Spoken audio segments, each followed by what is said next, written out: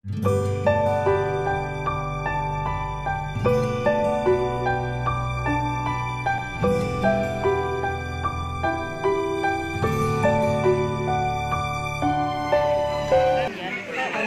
สดีจ้าทุ่งนากับป่าเห็ดจ้าเมื่อนี้เจ้าผ้ามาตักบาตรเทโวจ้าวันออกพรรษาเนาะกะสิผ้าชมบรรยากาศนี่เลยตอนนี้กำลังเขาแถวรอใส่บาตรจ้าก็จะเป็นใส่บาตรข้าวสารอาหารแห้งเดี๋ยวเจ้าผ้าไปเบิ่งบรรยากาศเนาะนี่ก็จะเป็นบรรยากาศจ้าพระเพิ่นสิเขามาทั้งประตูตอนนี้ก็มีพี่น้องเฮานะจ้ารอใส่บาตรก็จะเป็นข้าวสารอาหารแห้งไผมีขนมมีข้าวนะจ้ก็เตรียมมาบรรยากาศ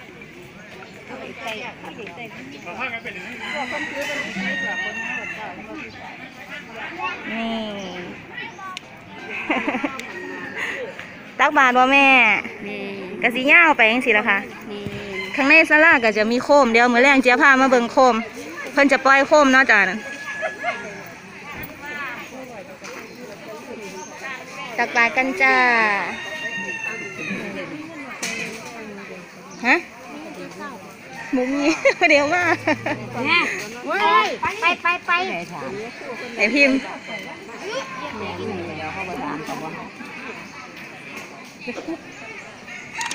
เดี๋ยวให้ชมบรรยากาศนะจ๊ะมันจะมีดูหลายคนมาดูเพิ่นกำลังบัทันมาค่ะ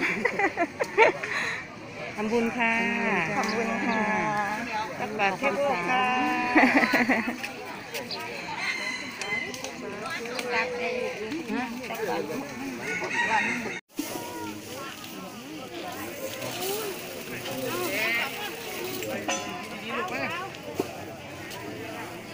บรรยากาศการตักบาตรจ้ะตักบาตรเทโวโรหณะข้าวสารอาหารแห้ง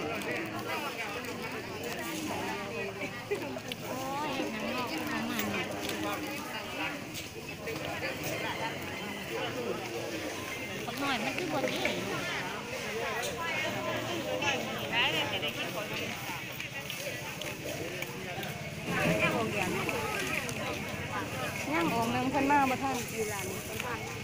วัดบุรพาแม่เลยบ้านอื่นได้เหมือนบ้านอื่นได้บ้านอื่นบ่ค่ะบ่ข้างไหนเนาะเพิ่นมาแต่วัดใดโอ้ดงแม่นบ่ดี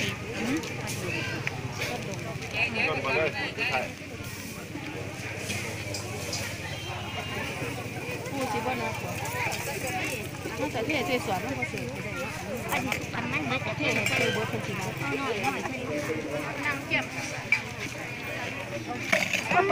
ไอ้เกิดข้าวสารนี่บ่น้ำเจ้านั่น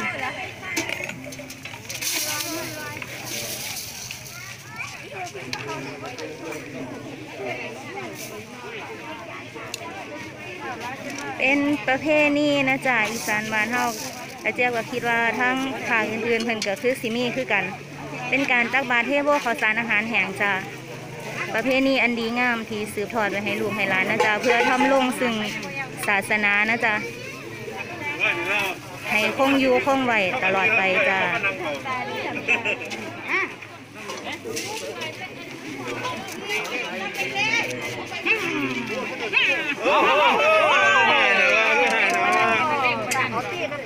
ไปไม่หายเหรอเดี๋ยวลูกไปเอาไปเลยนี่ล่ะข้องหนูข้องแม่อยู่พูน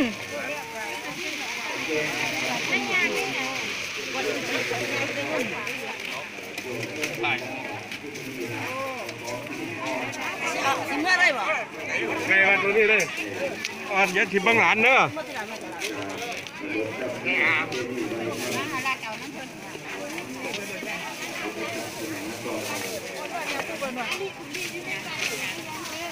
ไปแก้บุญกระถิ่นนั่นนะครับนี่ข้องแม่ถามแม่บอกพี่ครับตามทางคนเนี่ยเป็นปีนี้ยังบอกว่าวันบ้านเข้าที่บุญกระถิ่นทั้ง4 วันไปน้ำย่ายไปงานแรกก็คืองานวัด ตรงตรงวันมาผู้หญิงนาราบเนี่ยก่อน เสียงคันเหนือผ้าบ่ตก แม่นี่แหล้วรุดมือ วานเป็นของเหนือผ้า อันนั้นเป็นภาษา จ้ามองนี้ก็จะเป็นหมองที่เพิ่นมาไต่ถูกไต่เทียนตอนกลางคืนนะจ๊ะเอาก็สิเฮ็ดไว้แบบก็มีต้นกล้วยประดับเป็นสุ่มนะจ๊ะ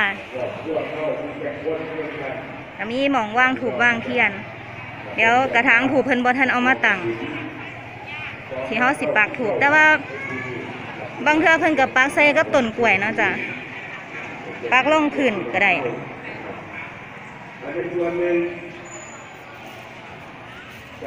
ที่เฮาสิว่างถูกว่างเทียนไต่ถูกไต่เทียนแล้วก็ว่างดอกเขานะจ๊ะหรือว่าม่านเขาต้นเขาเป็นการบูชาพระแม่โพธิ์ศพนะจ๊ะที่เพิ่นให้ความอุดมสมบูรณ์ให้เฮาได้กินอิ่มเป็นขนบธรรมเนียมประเพณีในมื้อออกพรรษาจ้ะ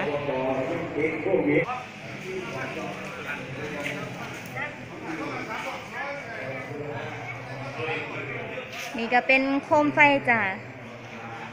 เอาไว้จุดตอนกลางคืนอันเบิ่มเลย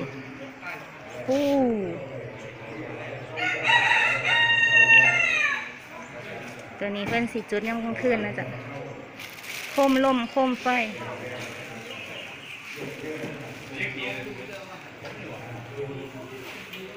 ให้ใหญ่แฮง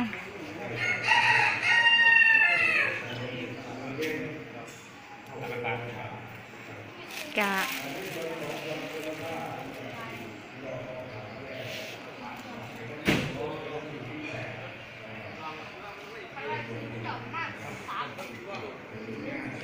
ตัวนี้เป็นโคมนะจ๊ะ